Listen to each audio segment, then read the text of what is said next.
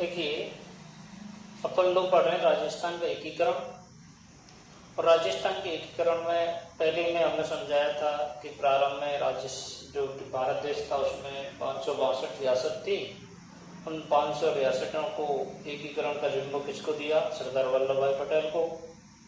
उसके बाद अपन ने दूसरे पार्ट में पढ़ा था कि राजस्थान के एकीकरण के समय कितनी रियासत थी? 19 रियासत थी और 3 ठिकाने थे। 19 रियासतों का एकीकरण कितने चरणों में हुआ? कल अपने में बताया था। वो कितने चरणों में हुआ था? 7 चरणों में हुआ था। उसी श्रृंखला में आज अपन लोग पढ़ते हैं कि किस प्रकार से जो ये रियासत थी, इन रियासतों का क्या हुआ था? एकीकरण हुआ था, विलयकरण हुआ था। तो सबसे पहले बना था कौन सा संघ था? मत्स्य संघ। कौन सा संघ बना सबसे पहले? मत्स्य संघ बना। और मत्स्य संघ की स्थापना कब हुई थी? 18 मार्च 1948 को। कब हुई थी? 18 मार्च 1948 को मत्स्य संघ की स्थापना हुई थी। उसमें कौन कौन सी रियासत थी? इसमें 3 रियासत थी उस समय। 4 रियासत थी। कौन कौन सी? अलवर, भरतपुर, करौली और धौलपुर। कौन कौन सी थी? अलवर, भरतपुर, करौली और धौलपुर।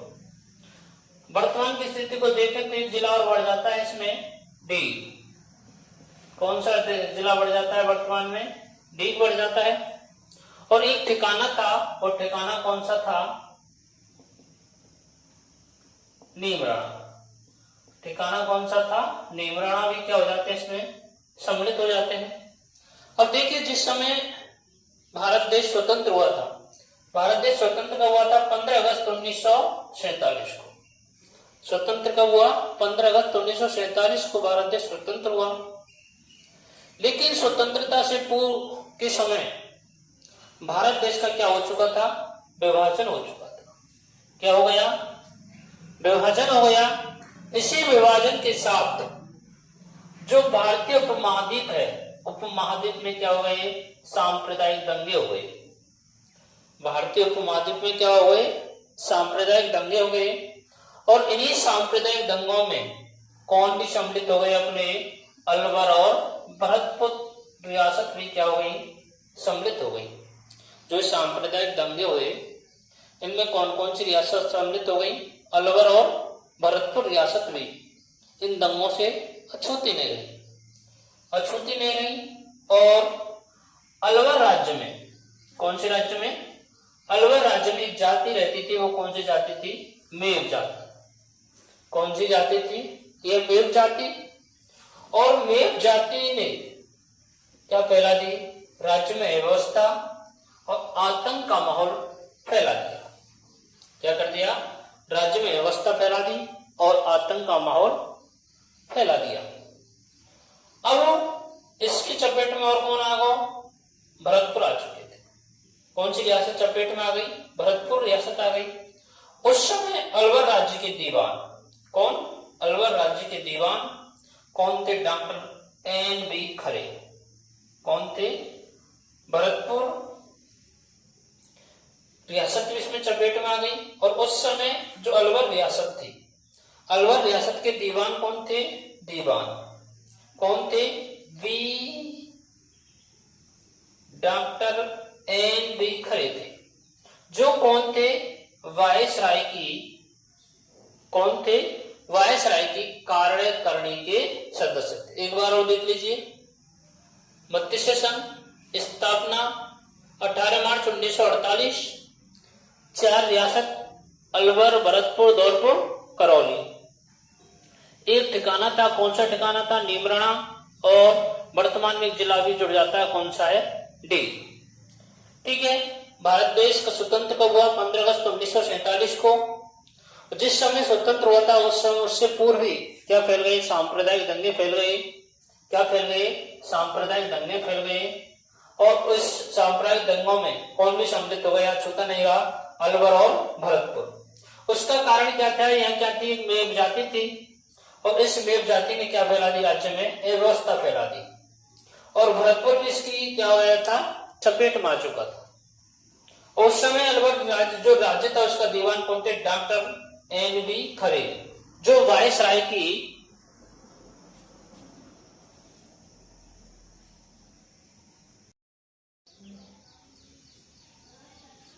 देखिए कि जो डॉक्टर वी एन बी खरे थे, एन बी खरे वायसराय की कार्यकारिणी के क्या थे, सदस्य रह चुके थे।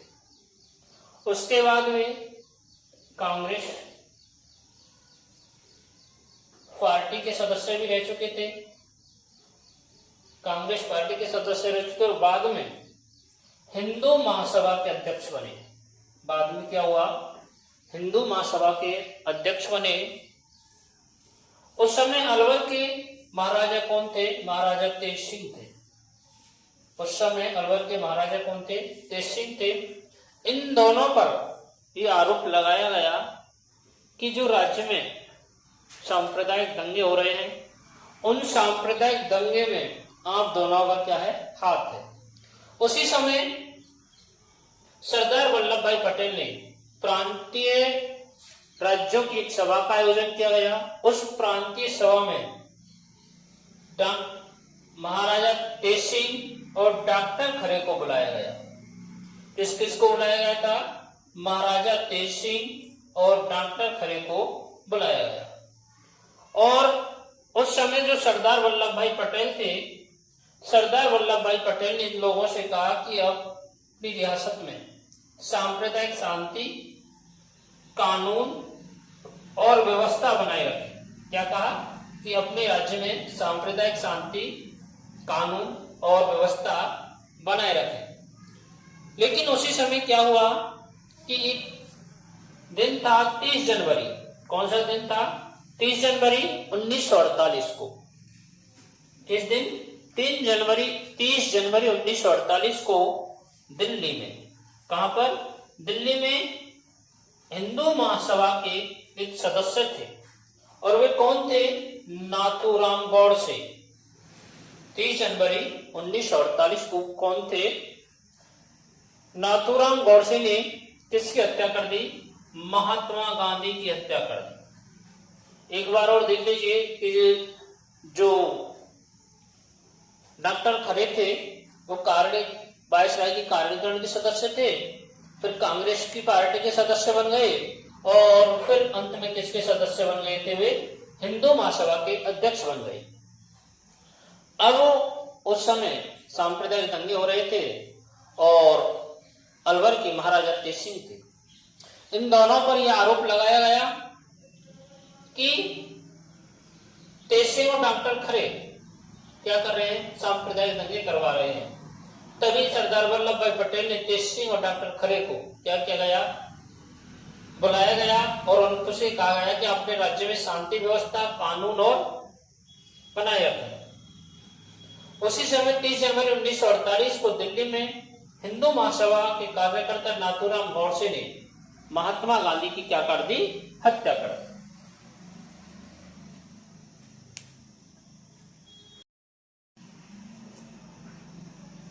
देखिए, जब महात्मा गांधी की हत्या की गई थी, इस हत्या के संबंध में तरह तरह की क्या बनी, अफवाहें फैलने लगी।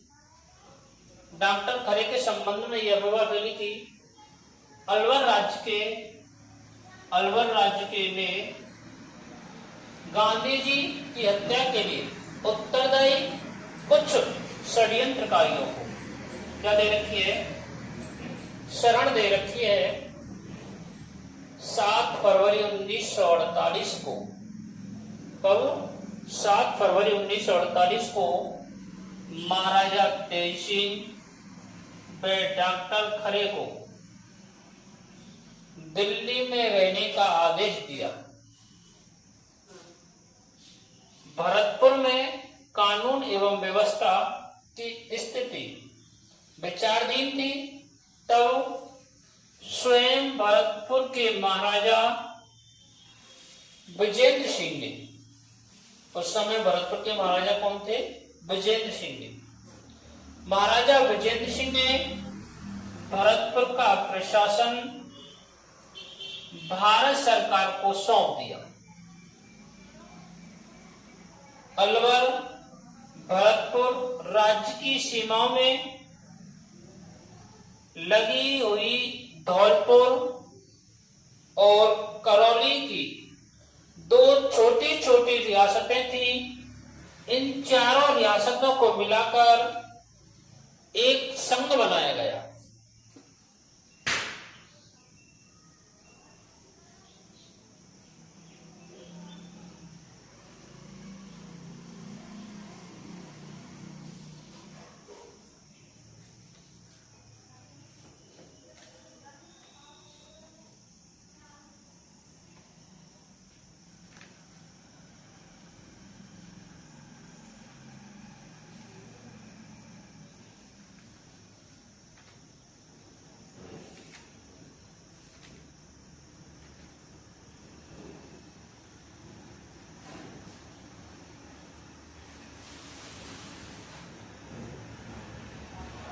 इन चारों रियासतों को मिलाकर के क्या बनाया गया? एक संघ बनाया गया। क्या बनाया गया? एक संघ बनाया गया था। अब देखिए, इसका जो उद्घाटन हुआ था, उद्घाटन किसने किया? उद्घाटन किया था इसका एक व्यक्ति थे, उसका नाम था B.N. गाडगिल। उद्घाटन करता थे उद्घाटन करता थे इसके N.B. गाडगिल। उद्घाटन करता कौन थे? गाडगिल। किस स्थान पर उसका उद्घाटन हुआ था? स्थान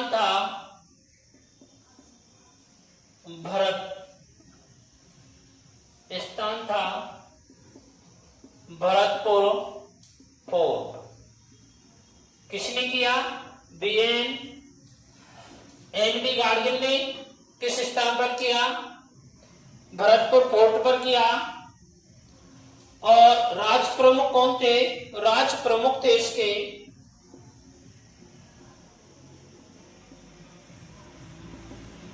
उदयपुर के महाराजा उदयवान सिंह। धौलपुर के महाराजा उदयवान सिंह। राज प्रमुख कौन बने? धौलपुर के महाराजा उदयवान सिंह। उपराज प्रमुख बने थे करौली के गणेशपाल।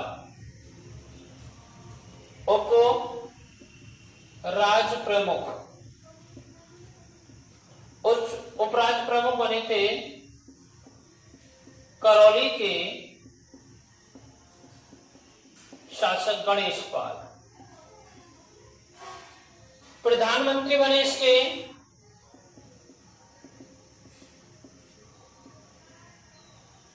शोभाराम कुमावत।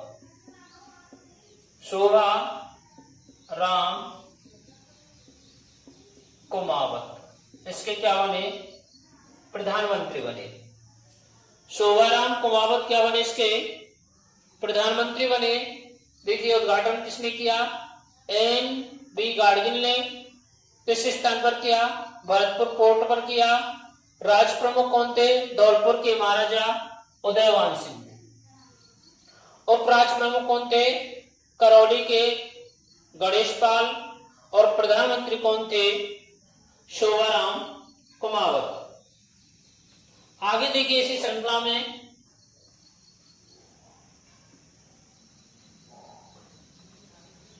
प्रधानमंत्री शोभाराम कुमावत हो गए और उप प्रधानमंत्री थे उप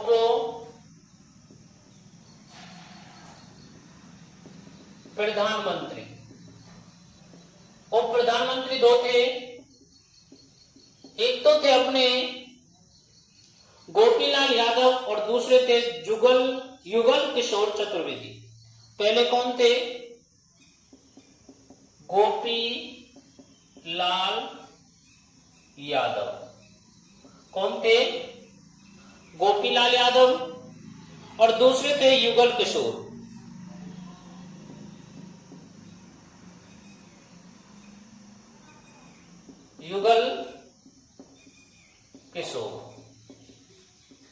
और प्रधानमंत्री दो थे, गोपीलाल यादव और युगल किशोर। अब जो इसकी मंत्रिमंडल थी, इस मंत्रिमंडल में भी जुगल किशोर चतुर्वेदी भरतपुर से थे, अलवर से थे मास्टर भोलाराम, धौलपुर से थे गोपीलाल यादव और करौली से चिरंजीलाल शर्मा। अब जिस समय इसका एकीकरण हुआ था उस समय इसका जो क्षेत्रफल था वो था 12,000 वर्ग किलोमीटर। क्षेत्रफल था इसका 12,000 वर्ग किलोमीटर। ठीक है साहब, क्षेत्रफल कितना हो गया? 12,000 वर्ग किलोमीटर। और जनसंख्या हो गई 18.38 लाख और वार्षिक आय हो गई 184 लाख। जनसंख्या हो गई इसकी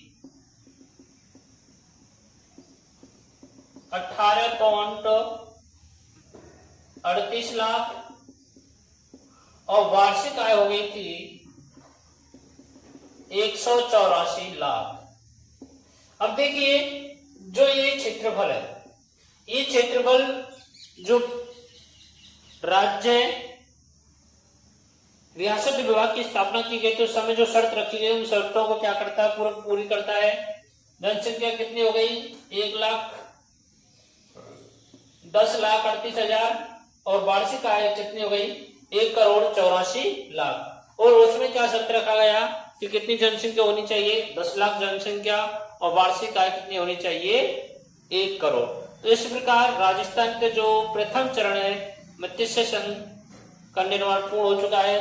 कल पढ़ेंगे अपन लोग पूर्वी राजस्थान संघ।